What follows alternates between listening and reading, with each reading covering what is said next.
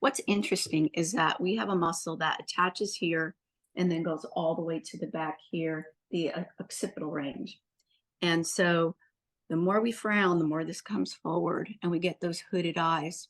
But if we start to lift this tissue up, and we can even do things where we hold our hair there and hold our hair here and just kind of pull towards each other, it helps to relieve tension in the neck and tension in the forehead. A microcurrent, same kind of thing. You'll do it more often at first, like the first week, do it every night. The second week, do it every other night.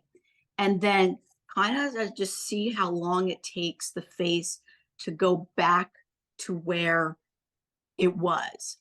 And that will give you an idea of how often you can start stretching out that maintenance. You can eventually get to where you're just doing it once a week or even once every 2 weeks. So what microcurrent does is it produces a current. I mean, basically our bodies are energy and we have all kinds of waves going through it, that waves of communication. So when you use microcurrent, it sends a wave of communication to certain cells in your muscles that then trigger the brain to tighten the muscle or to stretch it out. But the other thing that this current creates is something called ATP, which is a energy for your cells. And it actually stores that energy. So it helps your cells by giving them more energy that they can store to do their function, whether it's to reproduce cells or to help them turn over. So it's very helpful with pigmentation, with strengthening the muscles, with increasing circulation. It does help with lymphatic fluid.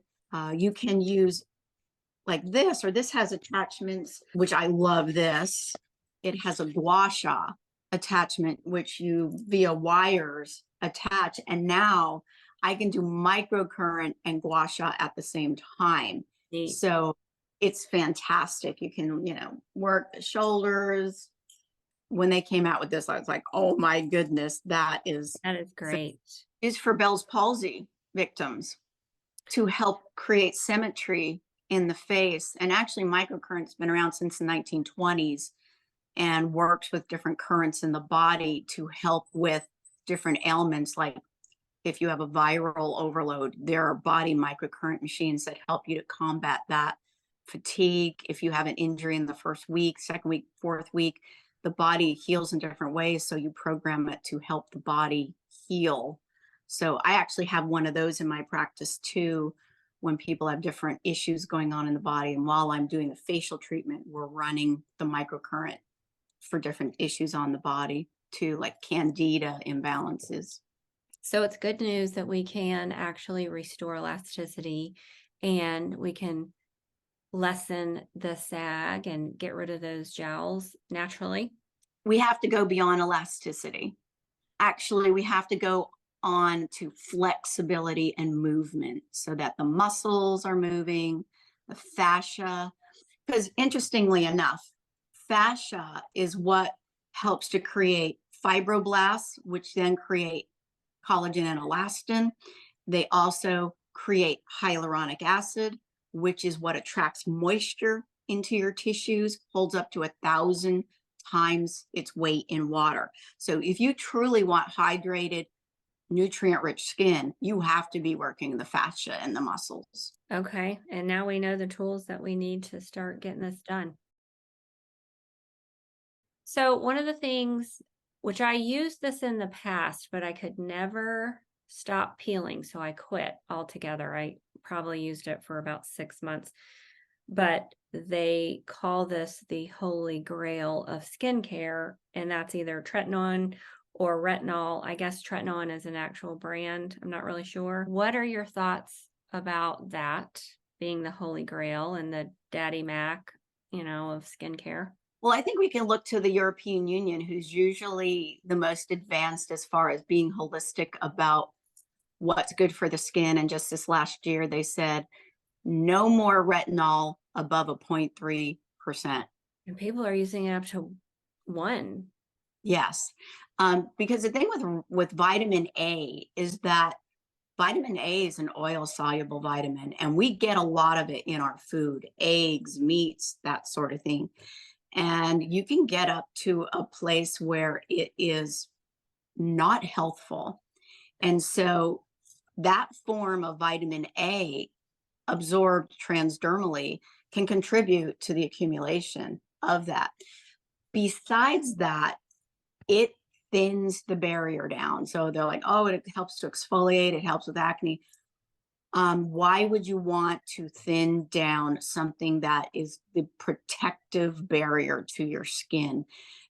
It stays in the skin for up to 48 hours. So even if you're using it at night and you go out in the sun the next day, you have then just made your skin much more susceptible to UVA and UVB rays. So it thins it down, it makes you flake, it wastes the resources that your dermis would normally be using to help with collagen and elastin fibers, because we're using protein to form those things. And now we're using it to replace an epidermal barrier more rapidly than we should. I like to say, if your epidermal barrier is compromised, you need to look at your diet and you need to look at your activity, because your cells will turn over perfectly if you're moving and you're eating properly. If they're not, that's why. So there's two things on the market that I support in a vitamin A, like bakuchiol is a natural, it's not a vitamin A that can help support the skin, stimulate collagen and elastin. And then another form, a sister in the vitamin A group that does not contribute to the buildup in the body and was not eliminated by the European Union, is retinaldehyde. And so what the body does is, if it's transdermally delivered, the body will take that, convert it to retinol, and then go ahead and support fibroblasts and what they're doing. And with retinaldehyde, you can use it when you're pregnant, when you're breastfeeding. It's actually supportive and helps protect against UVA and UVB rays. It's kind of like the opposite of retinol. And then it doesn't thin down the barrier. And it's actually where the industry is going, because research has shown 11 times more effective in helping with collagen and elastin production without the side effects. So you'll start to see more transdermally delivered stable retinaldehyde in products in the future, especially with what's going on in the European Union. Such good information. And honestly, I have looked at a lot of women in their 60s who have been using this for years, and their skin looks paper thin. And I always wondered, was this because of the retin-A, retinol, tretinoin, whatever it is? And I don't like, I want, like, to me, thicker, bouncy skin is what looks beautiful. And that's what I want to try to achieve, and not paper thin at all. And that's scary. So people need to know what over time is going on and how that can have that negative impact on not only the skin, but what's going on internally. Another aspect of it is, just like we have a microbiome inside in our gut, we have a microbiome on the surface of our skin. And those cells are supportive of what goes on in the skin. Those microbes actually help with the signaling of temperature change, of the sun hitting the skin, and can send messages via the way they do that to trigger melanin production in the skin. And so when we thin down or when we exfoliate the skin, we change the environment for these microbes, and the signaling changes for us. So we don't necessarily get the same support for the functioning of the skin when we change the microbial balance on the surface of it. Last year, I did this procedure, Opus laser is what it's called. I don't know if you've ever heard of it, Mhm. but I did a good amount of research before I did it. But basically what it is it is a little bit of needling in combination with current, a deep current. I had to be numbed, which I didn't like that. But I had to be numbed before I did it, because that current, holy cow, it was pretty intense. What I didn't realize is it takes a long time to repair the barrier of my skin. It burns your skin, actually. There's intense heat as Right. well. So I'm trying to put on my makeup and nothing's looking good. And I didn't know this. And I'm thinking, what is wrong with my skin? Must be my makeup. We need a different makeup. We needed it. And all along it was that barrier.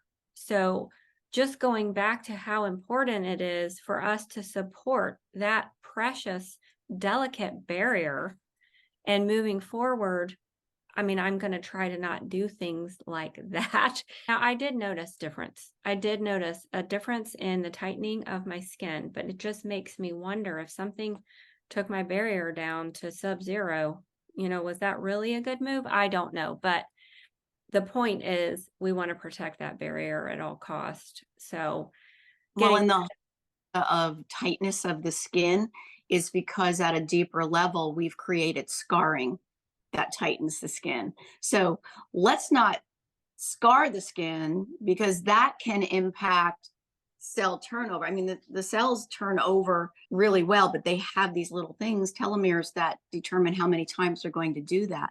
The more you wound the skin with a laser or microneedling, you can actually create these little channels in the skin of scarring. And that's no different than a fascial adhesion that has wounded the skin basically by repetitive motion. It's a reminder to the skin to protect itself from this thing that was stabbing into it.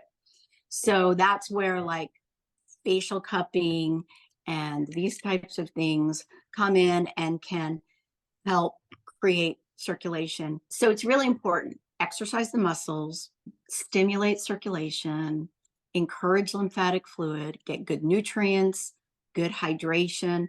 In the morning, get 20 minutes of unprotected sun so your skin produces vitamin D, and then enjoy life. yes, absolutely. I love it. And, this is just these things. If people are like, well, it's just one more thing. But what I find is people don't take enough time out for self-care. And this is self-care. And, when you look in the mirror and you like what you see, you feel good. So I Yeah. say, looking good feels good and feeling good looks good. So It's however we want to say that. a little different about the face than they do the body. They can see the importance of exercise for the body, and that's just healthful. But to do things for the face, it's more vaneful than helpful. So to me, it's like, well, I've got so going on in my face. I want to be healthful in that the flow of lymphatic fluid, circulation, the ease of my muscles. I want that all working just like I do in my body. Yes. Thank you so much for spending this time with us. And I want to thank you guys also for tuning in. Leave a comment. Let us know what you thought. And are you already using some of these tools?